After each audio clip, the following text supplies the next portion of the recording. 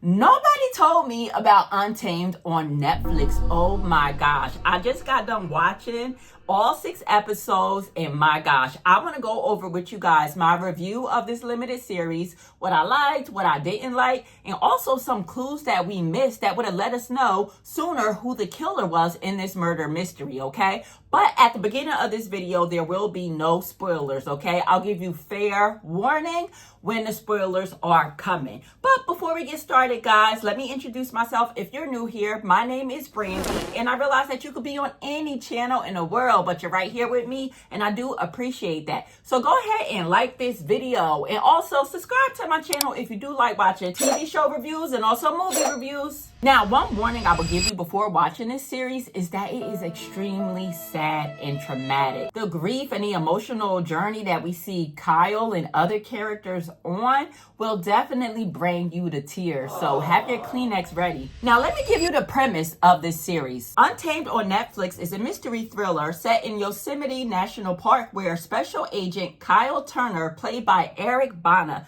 investigates a brutal death of a young woman. The investigation uncovers dark secrets within the park and forces Turner to confront his own past. The series explores themes of grief, human nature, and a clash between civilization and the untamed wilderness. Guys, and let me go right ahead and tell you my rating. I rate this series a solid 8 over 10. It was amazing. I love a good murder mystery, and this series did not disappoint. It gave me vibes of Wind River, and I love that movie, okay? And I also love Harlan Coben series as well, especially Stay Close and Fool Me Once, and it reminded me of those series too. Now, what I also loved are the performances. Eric Bana, I need to see him more. He absolutely nailed his role as a grumpy federal agent, right? He was amazing in this series, okay? Along with his ex-wife, played by Rosemary DeWitt. I loved her character so much in this series, all right? And notable mentions too to Sam Neill. Obviously, he always kills it. And also Lily Santiago. I love the chemistry actually between Lily Santiago and Eric Bana. They were actually working as partners during this investigation, okay? I also love the cinematography of this series, okay? Again, it was based in a beautiful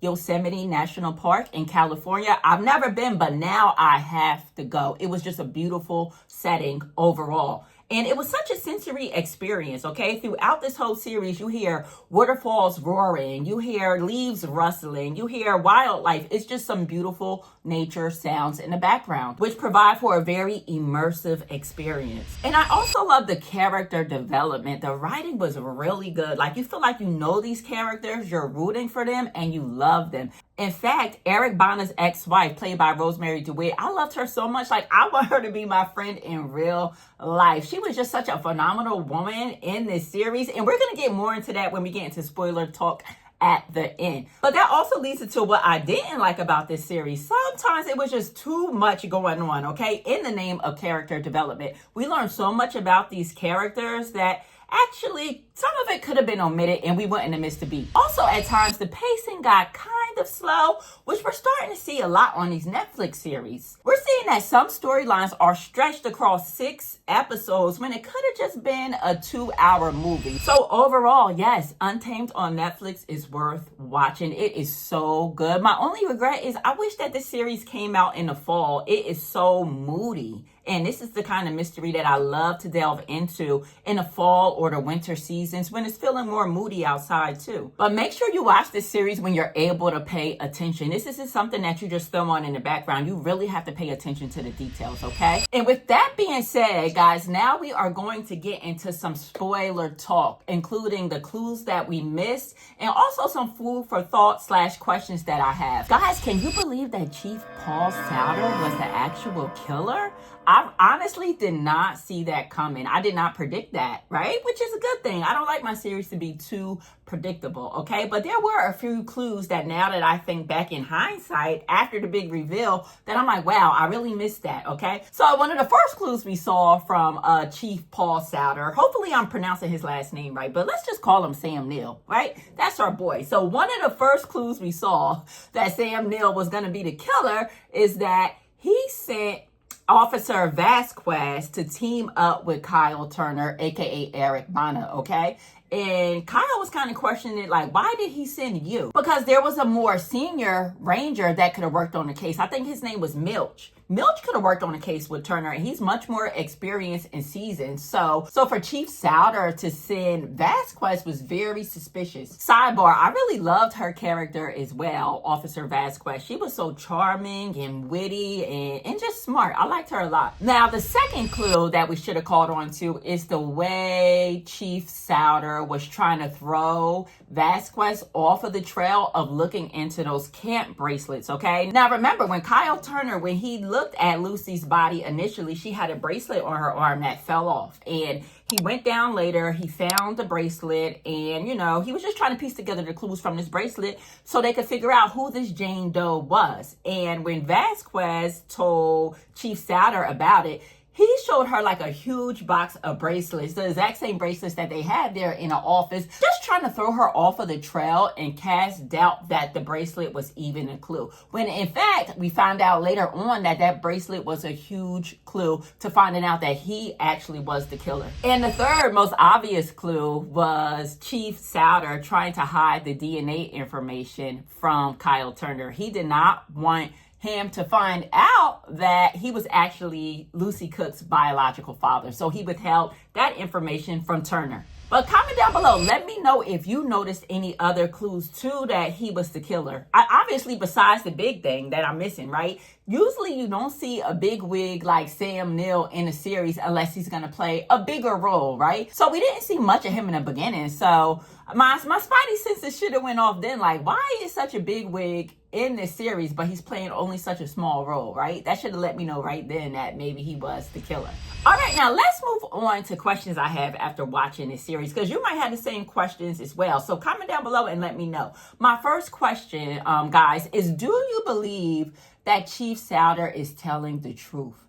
Do you believe he did not intentionally mean to kill Lucy, or do you think he did it on purpose? I just don't see how somebody can try to shoot just a warning shot, but you hit her leg. Is it a warning shot? Aren't you supposed to shoot up in the sky?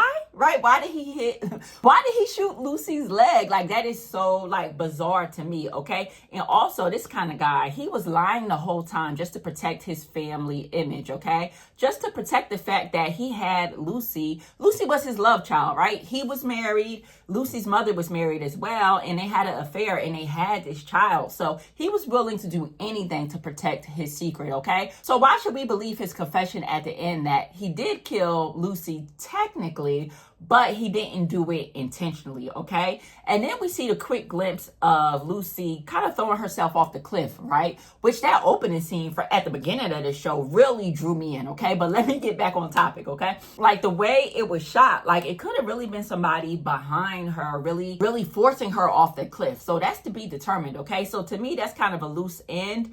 And it also ties into me wanting to know more about Lucy's death, because it was some confusing details around the way she died. She had a bullet hole in the leg, which we realize now was from Chief Souter, but she also had the animal marks, which I'm assuming are from her probably getting attacked once Paul lost track of her in the woods. But it's just some confusing there, and I wish they just would have double clicked into a little bit more like the cause of her death and just like finalized it for us at the end. Maybe they could have did a quick flashback of actually what happened. I don't know, but I just wanted a little bit more information. I also wanted to know more about Caleb's death too, guys. This show was actually really sad. It really was. I wasn't expecting it to be trauma on top of trauma. I wasn't expecting it to be such a sad series. But the plot line of Kyle, his ex-wife, and his son's spirit almost haunting him was actually a more interesting plot line to me than the whole Lucy Cook situation. What do you think about that too? Like, I was very interested in just knowing more about that situation, and I would love to know how Caleb actually died. Like, how did he end up in that body of water? Like, I know that Sean Sanderson, he abducted him, but how did he end up in a body of water? I wish that when the wife hired Shane McGuire to kill Sanderson, that she would have requested him to be tortured, right? Because this is a child we're talking about. I'm a parent, so torture him, right? He killed a baby, a 6-year-old. So let's get that information from him. I want to know exactly what happened. So I wish Shane would have tortured him to get the information out of him, because I wanted to know more details, okay? But again, just a very sad series. And speaking of the mom hiring Shane, I just thought that was very interesting how this series turned the usual trope of the husband being the one that's eye for eye, wanting to get revenge, to it being the wife that actually wanted to get revenge. She took matters into her own hands. I can't really judge her for that. Losing a child, that's a very traumatic experience, and she was probably just out of her mind. But I do believe that her having Sean Sanderson killed actually was driving her to go a little bit crazy too, because she was scared she was going to get caught. And I believe she had a little bit of guilt from that as well. And also, to me, wasn't it very ironic that Kyle, we see him grieving his son this whole series, and he really wanted to be a dad, and how Chief Paul, Sam Neill, he didn't want to be a father to Lucy Cook at all. Like, to me, that was just so sad and so ironic, okay? And I also would like to know more information, like, why was this the one case that struck a chord with Kyle so deeply that he was finally able to move on and leave the park and move on? We don't know where he's moving to at the end of the series, but he's able to leave everything behind and find some type of peace, right? So I'm just wondering, what was it about this case that really helped in his healing process? But nonetheless, guys, if you made it this far in the video, be sure to like this video. And also, let me know what other series that you are watching. Murder mysteries are my favorite. It's just not enough good murder mysteries out there. I start so many murder mysteries and I end up clicking off, right? But nonetheless, guys, be sure to like this video, subscribe to the channel, and again, just comment down below. Let me know what other series you're watching, and let me know what you think of this series as well. See you on the next video. Peace.